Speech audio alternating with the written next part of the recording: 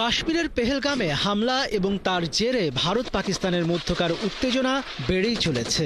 এর মাঝেই নিয়ন্ত্রণ রেখা এলওসির কাছাকাছি এলাকায় পূর্ণমাত্রায় সামরিক মহড়া চালিয়েছে পাকিস্তান সেনাবাহিনী। এতে আধুনিক অস্ত্র নিয়ে দেশটির বিভিন্ন ইউনিটের সেনা ও কর্মকর্তারা অংশ নেন। এছাড়া পাকিস্তানের সেনারা সীমান্তে আকাশ প্রতিরক্ষা ব্যবস্থা মোতায়েন করেছে। সেনাদের সামরিক মহড়া পরিদর্শনে গিয়ে ভারতকে কড়া ভাষায় হুমকি দিয়েছেন পাকিস্তানের সেনাপ্রধান জেনারেল সৈয়দ আসিম মুনির। আইএসপিআর এর বিবৃতিতে বলা হয়েছে, ভারতের যে কোনো দুঃসাহসের দ্রুত জবাব দেওয়া হবে বলে মন্তব্য করেছেন পাক সেনাপ্রধান। ভারতের পক্ষ থেকে মুনিরের মন্তব্য স্পষ্টভাবেই উস্কানিমূলক ও ধর্মীয় বিভাজনমূলক বলা হচ্ছে। ভারতীয় কর্মকর্তারা বলছেন, সময়কাল এবং ভাষ্য উভয়ের মিল উদ্বেগজনক।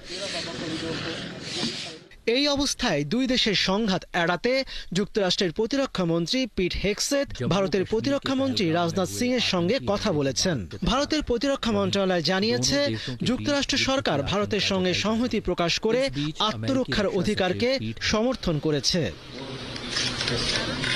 যদিও কাশ্মীরের হামলার প্রতিক্রিয়া ভারতকে এই অঞ্চলে বৃহত্তর সংঘাত এড়াতে বলেছে যুক্তরাষ্ট্র।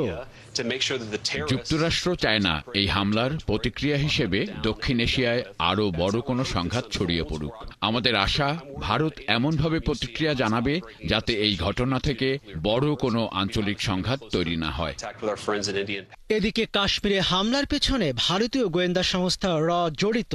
টেলিগ্রামে ফাঁস হওয়া এক গোপন নথির বরাত দিয়ে চাঞ্চল্যকর এ দাবি করেছে পাকিস্তানের বিভিন্ন সংবাদ মাধ্যম।